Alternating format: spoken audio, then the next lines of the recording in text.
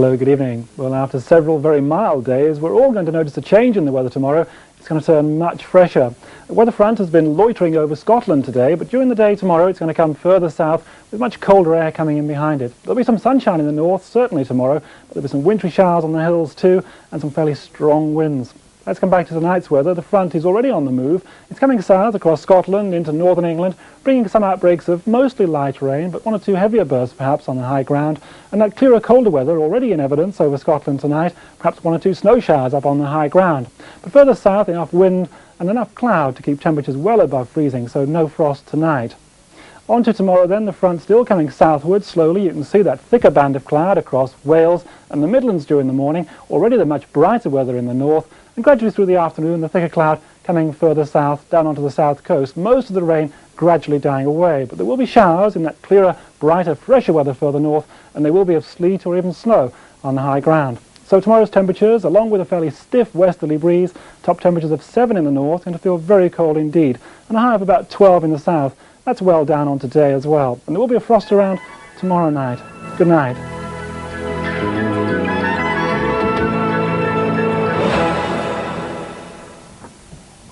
Coming next, London tonight, and then Ian St John hosts European Champions League soccer. Glasgow Rangers against Bruges and AC Milan against Porto.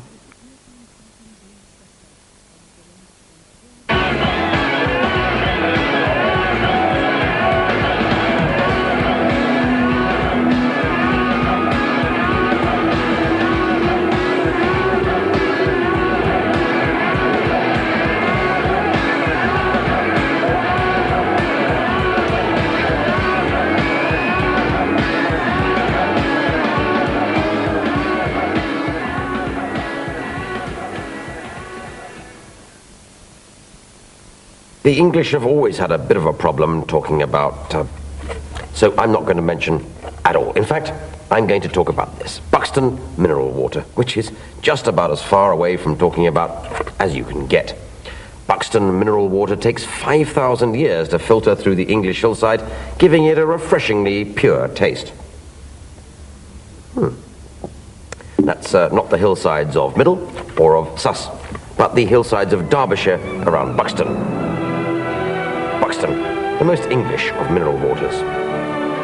Very popular with the girls of S, apparently.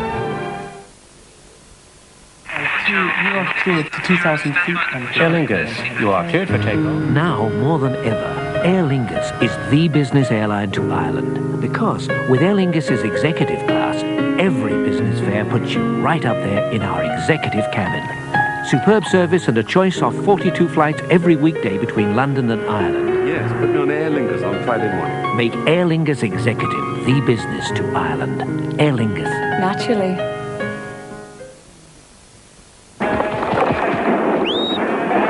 Some dogs are made of special stuff. Ready! Like Baker's Complete, a carefully prepared variety of nourishing ingredients packed with vitamins, minerals, calcium, fibre and moist, meaty chunks.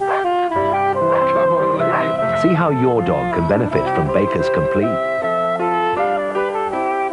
Phone for your free sample pack on 0800 900 700 now. Do you need something extra? I mean, I've got really dry hair, so you bet. With a perm like this, it usually does. I need something to give it something. New Vidal Sassoon Wash and Go Extra Conditioning, with not one, but 2 conditioners. The first conditions all over, the second where you need it most. So even my hair gets soft. But it's great, I can't stop feeling it. Oh, I can't believe the difference it's made. If one conditioner isn't enough, try 2. New Vidal Sassoon Wash and Go Extra Conditioning. Take the wheel of the new Peugeot 405 with its unique ICD road handling system, and you know you've had this feeling before, a feeling of total control, and the confidence to handle whatever the world throws at you.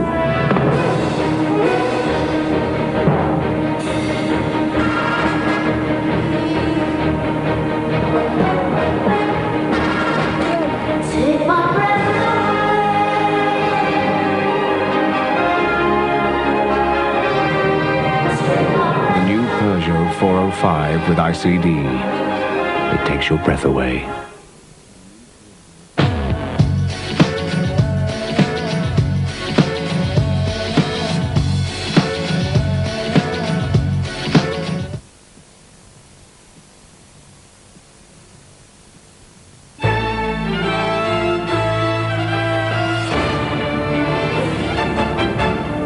Good evening, I'm Anna-Maria Ashe. This is London Tonight. A computer-obsessed teenager who caused havoc in companies' electronic systems has walked free from court after being cleared of computer hacking. The jury decided Paul Bedworth was addicted to hacking and not a criminal. John Taylor has the details. Obsessed with the electronic world of modems, databases and passwords, Paul Bedworth was addicted to his computer. The schoolboy hacker breached security on computer networks at EC headquarters in Luxembourg, penetrated a computer system at the Financial Times and cracked a vital database at a world-famous cancer research centre in Brussels. Giving evidence in his defence, Professor James Griffith Edwards, chairman of the National Addiction Centre, said that Bedworth suffered from a severe mental disorder that compelled him to carry on hacking even after the Computer Misuse Act made it illegal in 1990. Also giving evidence in his defence, Bedworth's mother Connie said that such was her son's addiction to hacking, she'd find him lying on the floor, exhausted after computing sessions that went on all night. When she tried to stop him, he'd become aggressive and punch her. The jury this morning took less than 2 hours to come to a decision. The verdict means that Paul Bedworth can continue his studies at Edinburgh University, where he's reading artificial intelligence. I'm very relieved that it's all over. It's not going to make me stay off computers, but I'm not going to hack again ever. The police were adamant that this wasn't a licence to hack. Other news, he'd been missing for 3 weeks. Today, his family's worst fears were realised. Minicab driver Fayaz Mirza was found dead. His body recovered from the Thames. Tonight, 2 men were charged with his murder. Louise Bevan reports. Fayaz Mirza's body was discovered by frogmen at Royal Albert Docks in East London, just hours after his missing car was dredged from the water nearby. Tonight, a post-mortem showed he died from drowning and injuries which suggest he'd been attacked.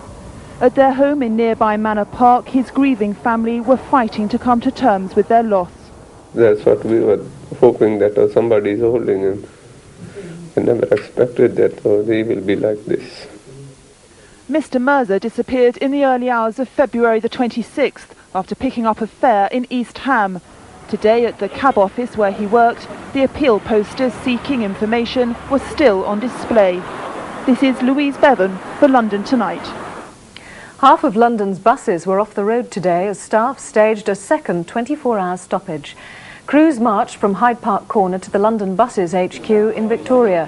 They were protesting against planned pay cuts and longer hours as London buses attempt to become more competitive in the run-up to privatisation. The north and south of the capital were badly hit by the strike. Private services continued to run. An Englishman's home may be his castle, but it can also be another person's eyesore. Now, Heritage Minister Robert Key is launching a campaign to protect the character of London's period properties from the likes of stone cladding and pebble dashing. This from Simon Cumbers. According to pressure groups like English Heritage, the character of many areas in London is under threat of being buried beneath layers of pebble dash and paint. Many of the buildings are in conservation areas, but the present rules allow for home improvements, including the painting of natural brick and the fitting of modern doors and windows. English Heritage will be pushing to change those rules when the Heritage Minister Robert Key launches a consultative paper aimed at tightening planning regulations. Well, we want to see stopped either by persuasion, by education, or by some modification to the existing legislation. The ability for house owners to carry out changes such as we can see here. And while there are many who would back his point of view, there are also those who fear that he's intruding on that most basic of English principles, that an Englishman's home is his castle. If they're going to pebble dash the front of their house, they're trying to improve it themselves, and if it's their own property, I can't see why not. If anybody with any sense wouldn't have it done to their house. Well, if it's their own property, I think they've got a right to do what they want with them, but obviously if they're old properties, they should look into it a bit more deeply, I think. English Heritage argues that the conservation areas are for all, and it's fighting to preserve those areas for future generations. In Islington, this is Simon Cumbers for London Tonight. As we've heard, what makes a house ideal to its owner can be a matter of taste. One place where styles of all kinds can be seen is the Ideal Home Show, which opens tomorrow. Our business correspondent, Paul Larsman, has been along to see what's new this year. The Ideal Home exhibition's always been a place where you could find out what really interests people at a particular time in history. 70 years ago, when it all started, it might have been croquet or tennis. Your Ideal Home now has computer games for all the family. And we've had people of 80 come in and buy games themselves. It's not unusual, but generally it is the kids. This year's show's also big on portable phones, so when you go out into your ideal garden, people can still ring you up. And of course, because this is 1993, fitness is a big thing at the Ideal Home exhibition. Buy yourself one of these, and you need never go for a nice walk in the country again. Well, maybe that's a bit unfair. Meanwhile, there's always been someone at the Ideal Home exhibition with the gadget you never knew you needed.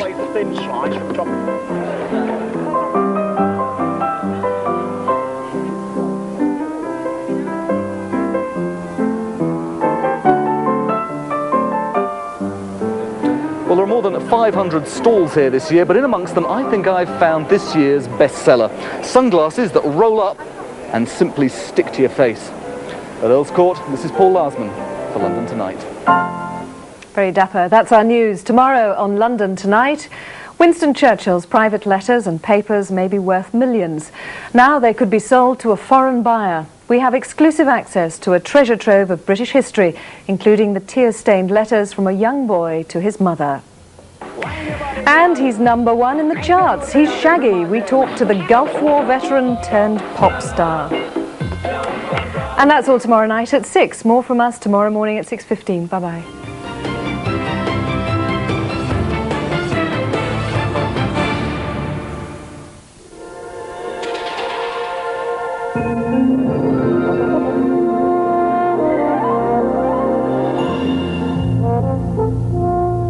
Good evening. Well, I hope you enjoyed today's sunny weather whilst it lasted. There was a bit of a change on the way. As for tonight, a dry night, a little bit of fog around over the hills and some mist elsewhere. Lowest temperatures I can find around 6 degrees Celsius, that's 43 Fahrenheit. As for tomorrow, well, most of the region will start cloudy. Best chance of any brightness, particularly down towards the south of London, before we then see some light rain moving into the northwest, Oxfordshire, Buckinghamshire by midday. During the afternoon then, that light rain moving, making its way across the region from the northwest.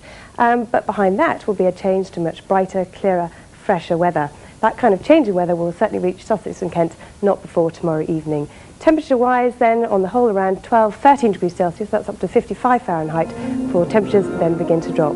Good evening.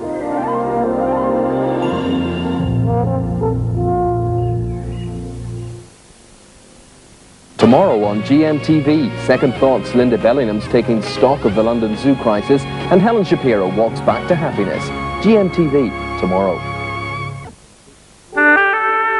This is Carlton, Television for London.